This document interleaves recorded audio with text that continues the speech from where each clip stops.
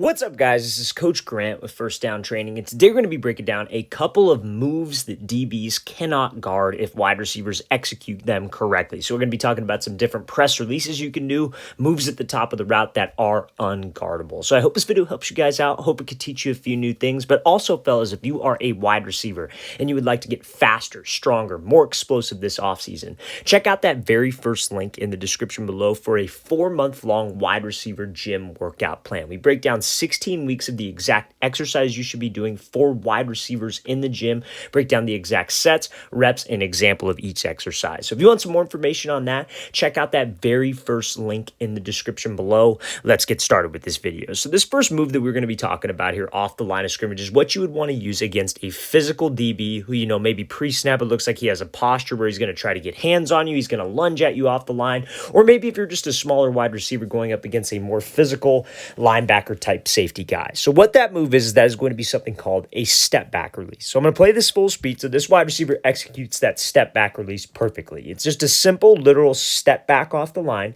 that causes this DB to lunge. You create some more space between yourself so you can operate. Now, a lot of people will say this step back release is something you should not do, right? A lot of people will say like, oh, if you step back, you're just going to waste a bunch of time off the line. That's going to screw up the timing with the quarterback. Everything that you do, you want to go forward. Now, there's probably some truth to that if a wide receiver overdoes this move. The whole reason we do that step back is to be able to create some space for myself, right? So you do the step back. Let's say you come up to the line, bigger, more physical type guy. He's not giving you any space to operate. His pad level is leaning forward. You know he's going to want to get hands. All that step back does is just create some more room between the two of you. And that room is room for you to operate, make a quick move in, make a quick move outside, whatever the release that you are trying to work. But you need space in order to operate in closed space, right? So that's what that step back does. Now, the place where a lot of wide receivers go wrong is that they'll step back off the line and then they do a bunch of dancing behind the line. That's when it screws up timing. You have to understand that a DB's whole entire goal when he is in man coverage, press coverage, when he is trying to get hands on you is to disrupt the timing. So if you step back and you avoid the hand contact, okay, great.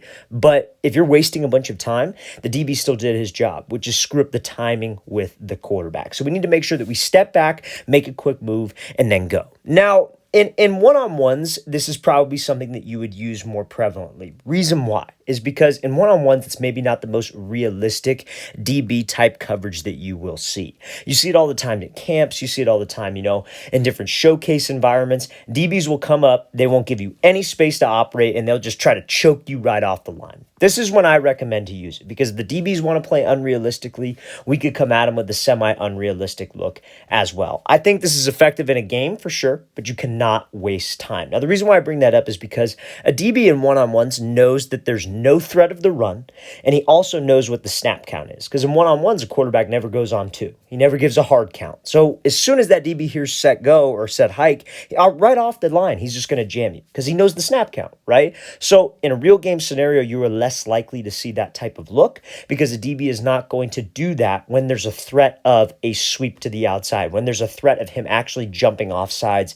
He's reacting to you. So he's jumping off sides. He's reacting to you. So just make sure that we know that. But this step back is a great release to use against that more physical type DB who's going to get hands right away. So let's play this full speed. Great job of this wide receiver creating space, operating up into the route, and not wasting too much time with that step back.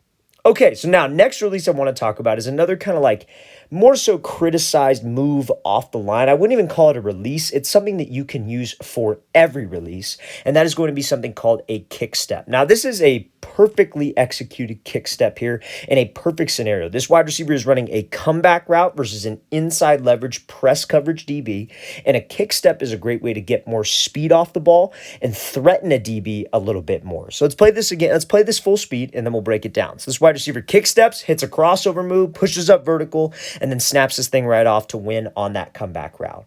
So let's talk about this, right? So this kick step is what this wide receiver does with his back foot. So literally all it is you are just taking a small, and it is not a big step. Again, a lot of wide receivers abuse this, just like the step back release. The step back release, they'll step back, they'll do 50 moves, then they get up into their route.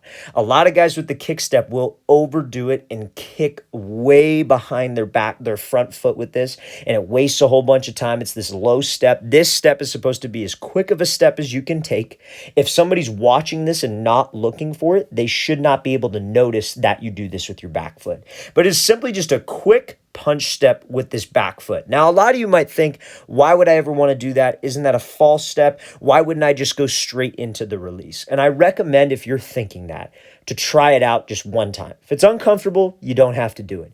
But what this kick step does is it kind of creates some kind of burst, some kind of twitch where you could almost push off of that step and get more of a throw with your hip into the release. It kind of loads up your hips, if you will, because you see how he comes out in this like squared up stance, but the kick behind kind of loads this back leg behind his front hip. That allows him to throw more into the first step of the release. It creates more explosion. It helps him sell it. And honestly, it helps you get more of your upper half involved with the release. Because when you do this kick step, it's almost like your hip is attached to your foot. You throw this first step, your hip is going with your foot. It allows you to have more explosion. That explosive first step allows you to push more and threaten to the inside on this DB, which threatens his leverage. So that kick step, honestly, is just a way to get more speed off that ball. Now, why would you want to use it in this situation? So let's think about the leverage. Let's think about the entire play as a whole, right? Like, because again, that's how every wide receiver has to approach a rep. You come up to the line, we see that there's an inside shade press coverage look. Okay, if he's inside shade press, we know that he's trying to prevent the inside route and he's trying to force me to the outside. But if I have an outside breaking route, let's say an out route, a comeback, a corner, what a lot of wide receivers do is they'll forget about the release. They'll just try to take off and go run. But if you just take off and go run, that's exactly what the DB wants you to do. He's going to get hands on you. He's going to squeeze you to the sideline, and you're not going to have any room to run your route. So what you want to threaten this DB with is like a slant. You want to make it look like a slant. You want to make it look like you're taking a hard inside release, because that's the best course of action, to either to get him to hesitate inside or get him to move. Everybody talks about, oh, you got to get the DB to move off of his platform. Well, to get him to move off the platform, you have to threaten him off of his platform. So the only way that you can do that is not by just taking two flat-footed steps from just a basic stance off the line. You need some speed, and that's where that kick step comes into play. You taking that quick punch with your back foot, that quick punch into the release, that is what creates some explosion and can actually threaten this DB and hold him to the inside. So now I got a free release. I get upfield. I can keep some room to the sideline, so I have some room to accelerate out. Quarterback has some room to throw me open, all because I made this DB hold. And that's because I sold the release with my upper body and my hips, because that's where the DB is supposed to be watching.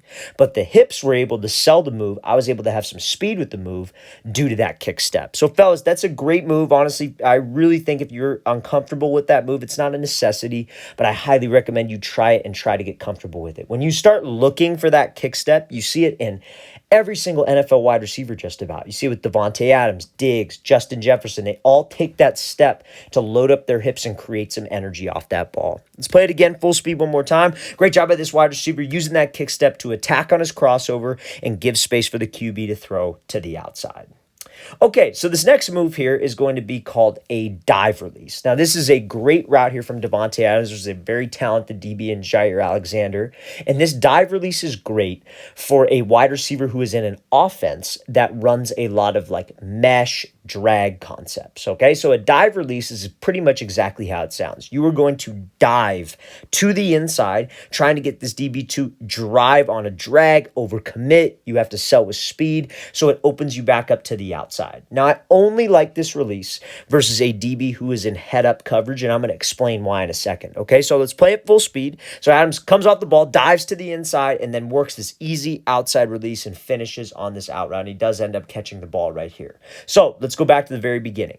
So DB is lined up. A lot of people, know the different press release moves, right? Like we talk about, a kick step, for example, in the last one, the step back release. We're going to talk about this dive release. Some people talk about like a crossover move, all the different releases that you have. And a lot of people know the technique. They know how to do it, but they don't necessarily know when to do it. And knowing when to do it probably is just as important as the technique. Because I've seen it time and time again. Receivers do all the drills. They do all the fancy footwork. But when it comes down to it, in a real live game situation, they have have no idea when to actually execute the release. And that's what I'm trying to get across to you guys. So when we have a DB who's lined up in head up man coverage, it's still man coverage. He's still watching your hips, and he is still probably threatened by this wide receiver taking an inside release, running a drag, because what does he not have to the inside? He does not have help, most likely, right? Most likely. Some cases he would, but if he did have help to the inside, he'd probably be lined up outside shade. So he's head up. DB, again, wide receiver is like past the bottom of the numbers. Very likely that he could be running an inside breaking route right here. So this dive release is a great way to sell and get that DB to crash to open you up to the outside. So again, a dive release is 2 to 3 steps on a 45-degree angle trying to cross this DB's face and getting some space. Okay, so you have to drive off the ball. That's the first step of this dive release. That's the second step, third step. Now you see when Adams does this, there are 3 things that will help you sell every single route or every single move that you're trying to do. Because let's think about it in basic route running terms. Let's say you're running like a 10-yard dig, right? All the way up to 10 yards, you have to be making that DB think you're running a fade. So you have to make sure we are running with speed, we're running in full stride, and I am not raising my chest up or turning my hips and shoulders down this dig break. I'm not rounding it, I'm not popping up. I have to be a salesman all the way up until 10.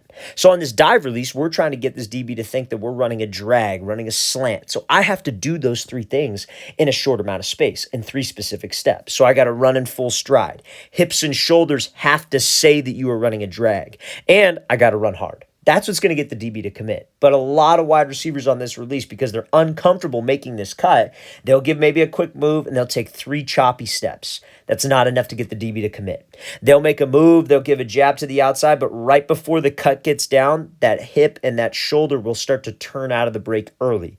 And let me tell you, fellas, a DB, disciplined DB, watches my hips. So we got to commit. You have to trust your feet to make the cut, and we actually have to sell it with my speed and stride. If you guys can do all of those things, you will get separation on a DB, whether it's at the top of the break, whether it's off of a release off the line, because there comes a point in every single rep for a DB where he has to commit to a move. He has to either commit and say, I'm either going to sit right here and give up the drag or give up the fade, or I'm going to commit to it. And I tell you this right now, in man coverage, let's even say it in zone. In zone coverage, when a DB's off, he doesn't want to give up the fade. So if you could sell the fade, I guarantee you he's probably going to move if I do my job.